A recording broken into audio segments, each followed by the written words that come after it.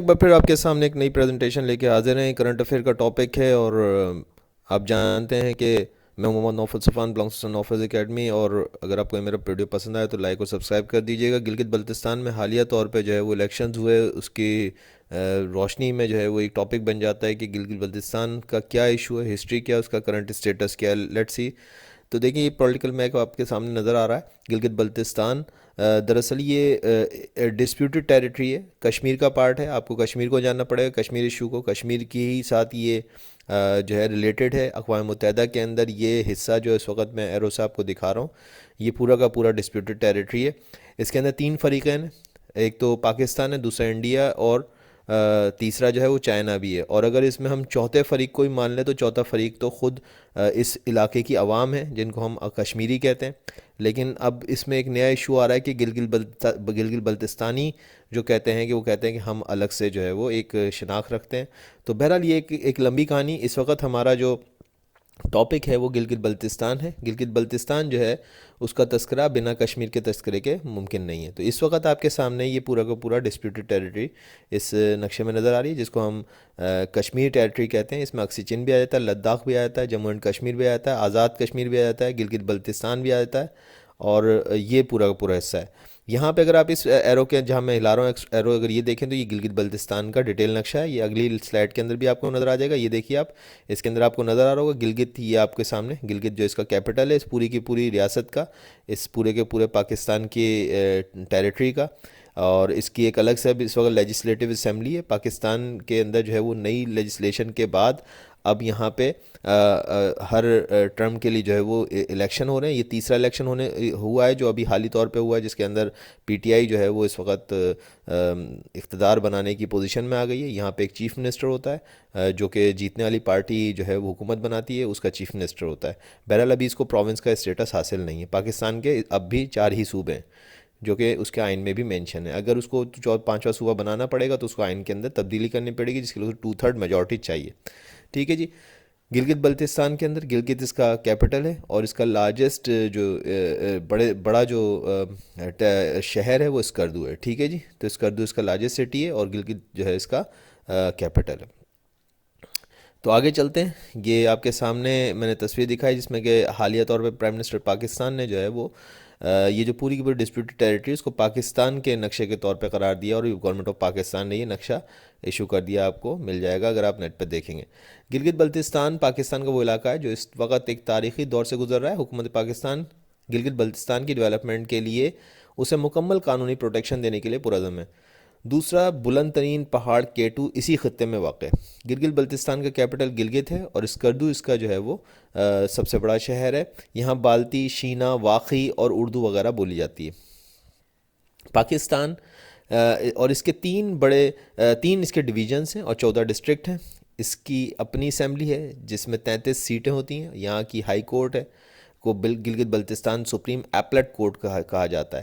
یہاں کا ایک وزیر اعلیٰ ہوتا ہے. گلگت بلتستان کا رقبہ تقریباً 73,000 اسکوائر کلومیٹر ہے. 2015 کی مردم شماری کے مطابق یہاں کی آبادی 18 لاکھ نفوس پہ مشتمل ہے. گلگت بلتستان معاشی, سماجی, تعلیمی لحاظ سے چترال اور کوہستان سے زیادہ ترقی یافتہ ہے. اوورآل بھی اگر آپ مجھ سے پوچھیں تو میں یہ کہوں گا کہ گلگت بلتستان ایک کچھ کہنا چاہیے میجورٹی اس کی پڑھی لکھی عوام پہ ہے. ایک پڑھا لکھا علاقہ آپ کہہ سکتے ہیں. شاہراہ قراقرم دراصل وہ راہداری ہے جہاں سے پاکستان کا زمینی رابطہ چائنا سے ممکن ہے, اور ورنہ قدرت نے پہاڑوں کے ذریعے سے چائنا اور پاکستان کے درمیان میں ایسی رکاوٹ ڈالی ہوئی ہے جو انسان کے لیے پار کرنا ممکن نہیں ہے. یاد رکھیے کہ پاکستان سے آپ چائنا زمین کے راستے سے نہیں جا سکتے, بیچ میں پہاڑ حائل ہیں. تو شاہراہ قراقرم کو بنایا گیا, باقاعدہ پہاڑوں کو توڑا گیا, کاٹا گیا. آپ جا کے دیکھیے شاہراہ قراقرم دنیا کا عجوبہ ہے. ٹھیک ہے جی. ورنہ اللہ میاں نے تو اجازت نہیں دی تھی کہ آپ چائنا جو ہے وہ پاکستان کے راستے سے جا سکیں, حالانکہ زمینی طور پہ چائنا کا پاکستان سے بارڈر ملتا ہے, اور یہ بارڈر گلگت بلتستان کی ہی ٹیریٹری سے ملتا ہے. ٹھیک ہے جی. تو اسی وجہ سے شاہراہ قراقرم کو ایک عجوبہ بھی مانا جاتا ہے, جس کے ذریعے سے پہاڑوں کو کاٹا اور ناممکن کو ممکن بنایا گیا. چائنا پاکستان سے جو ہے وہ زمینی رابطہ بحال ہوا اس کا, اور یہ راہداری گلگت بلتستان سے ہی نکالی گئی. دوسری طرف سے ایک اور بات یاد رکھیے کہ سی پیک بھی یہیں سے گزرتا ہے. سی پیک کی آمد نے قانونی تقاضے مزید ابھارے، گلگت بلتستان کی دنیا میں قانونی حیثیت مستحکم کی جائے، یہ آج کی ڈیمانڈ ہے۔ سی پیک کی وجہ سے یہ ضروری ہو گیا ہے کہ گلگت بلتستان کا جو اسٹیٹس ہے اس کو ویل ڈیفائنڈ ہونا چاہیے اسٹیٹ آف پاکستان کے اندر، ٹھیک ہے جی۔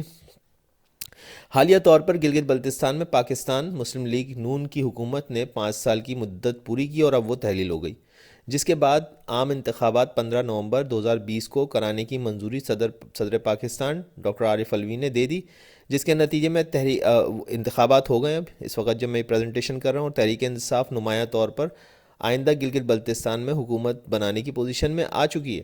دوسری طرف پیپلز پارٹی انتخابات میں دھاندلی کے الزامات لگا رہی ہے، یہ اس وقت کی موجودہ صورتحال ہے، وہ ماننے سے انکار کر رہے ہیں کہ نتیجے جو ہیں وہ انفیکٹڈ ہیں، ٹھیک ہے جی۔ اس وقت جو میں 17/11/2020 کو یہ پریزنٹیشن ریکارڈ کر رہا ہوں، ابھی حتمی نتائج نہیں ہے، بہرحال جو میڈیا بتا رہا ہے وہ پی ٹی آئی کی 9 سیٹیں، پیپلز پارٹی نے 3 جیتی ہیں، پاکستان مسلم لیگ این نے جو ہے وہ 2 نشستیں جیتی ہیں، جے یو آئی ایف نے 1، مجلس وحدت المسلمین نے 1 اور انڈیپینڈنٹ جو ہیں وہ 7 کینڈیڈیٹس جو ہیں وہ سکسیسفل ہوئے ہیں، ٹھیک ہے جی۔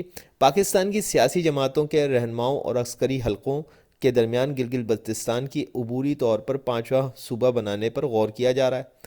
سیاسی مبصرین کے مطابق گلگت بلتستان اور کشمیر چونکہ متنازع علاقہ ہے، اس لیے ان کی نمائندگی کے بغیر پاکستان کی سیاسی جماعتیں تمام فیصلے خود سے نہیں کر سکتی۔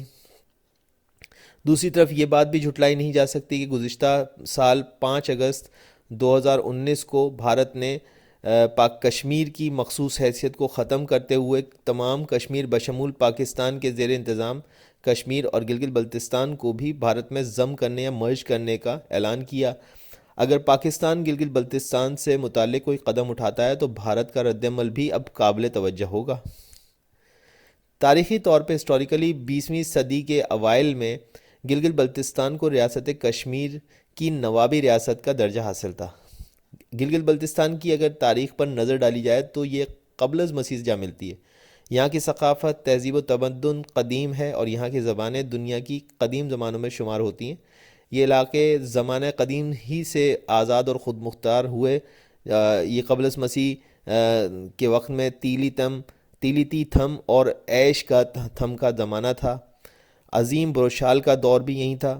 دردستان ہو یا بلورستان یا سارگن گلیت ہو یا عظیم پلولو کا دور، گلگت بلتستان کے علاقے خود مختار اور آزاد قبائلی طرز کے تھے۔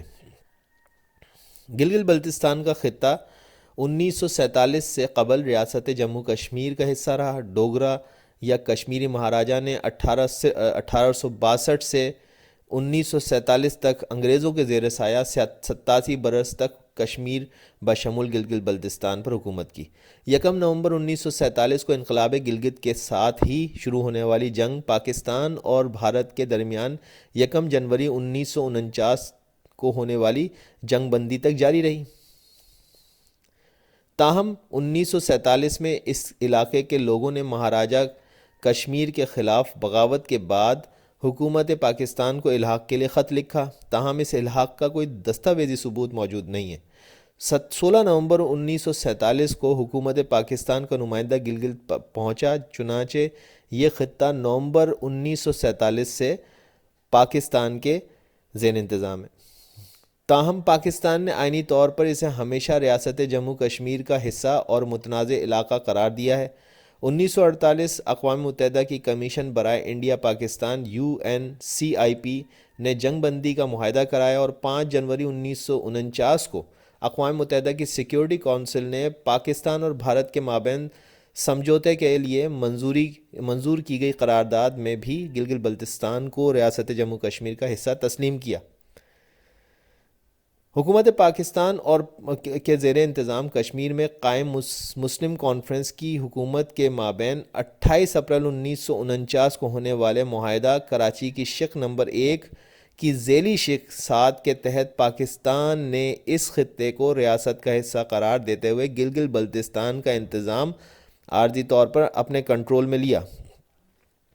2 مارچ 1963 کو پاکستان اور چین کے مابین ہونے والے سرحدی معاہدے میں بھی اس بات کو تسلیم کیا گیا۔ 80 کی دہائی میں جنرل ضیاء الحق نے گلگت بلتستان کو مارشل لا کا زون ای بنا کر جنرل چشتی کو مارشل لا ایڈمنسٹریٹر لگایا۔ بنیادی قانونی اور تاریخی طور پر ریاست جموں کشمیر 14 اگست 1947 کی جغرافیائی حدود میں آزاد کشمیر، گلگت بلتستان، مقبوضہ کشمیر، لداخ اور اکسائی چین شامل ہیں۔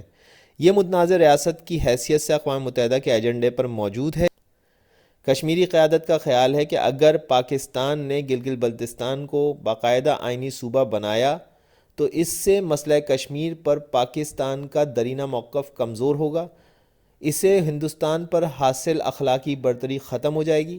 کشمیری قیادت کہتی ہے کہ وہاں اسٹیٹ سبجیکٹ رول بحال ہو اور گلگت بلتستان کے شہریوں کو تمام بنیادی حقوق ملیں، مگر اس کے لیے گلگت بلتستان کو صوبہ بنانے یا اس کی آئینی حیثیت کے ساتھ چھیڑ چھاڑ کرنے کی ضرورت نہیں۔ جسٹس ریٹائرڈ منظور حسین گیلانی کے بقول گلگت بلتستان کو صوبہ بنانا پاکستان کے آئین میں ترمیم کیے بغیر کسی طرح بھی ممکن نہیں ہے۔ یہ ایک ٹیکنیکل بات آپ کو سمجھ میں آئی۔ گلگت بلتستان اور آزاد کشمیر دونوں متنازع علاقے ہیں۔ جسٹس گیلانی کی تجویز ہے کہ آئینی ترمیم کے ذریعے دونوں متنازع علاقوں میں اسٹیٹ سبجیکٹ رول برقرار رکھتے ہوئے انہیں پاکستان کے عبوری صوبے بنا کر مقامی لوگوں کو ان کے بنیادی حقوق دیے جانے سے چاہیے، اور یہ فیصلہ کسی طرح بھی اقوام متحدہ کی قراردادوں سے متصادم نہیں ہوگا۔ تو یہ آپ کو سمجھ میں آ رہا ہے کہ یہ جو ہے ایک ٹیکنیکل لیگل وے ہے کہ کس طرح سے گلگت بلتستان کو آپ جو ہے وہ امپاور کر سکتے ہیں۔ تو یہ اس وقت تک کی جو ہے وہ ایک اپڈیٹ ہے۔ آئی ہوپ کہ آپ کو اس سے گلگت بلتستان کو سمجھنے میں مدد ملے گی۔ Thank you very much. اگر آپ کو میرا چینل پسند آئے لائک اور سبسکرائب کر دیں۔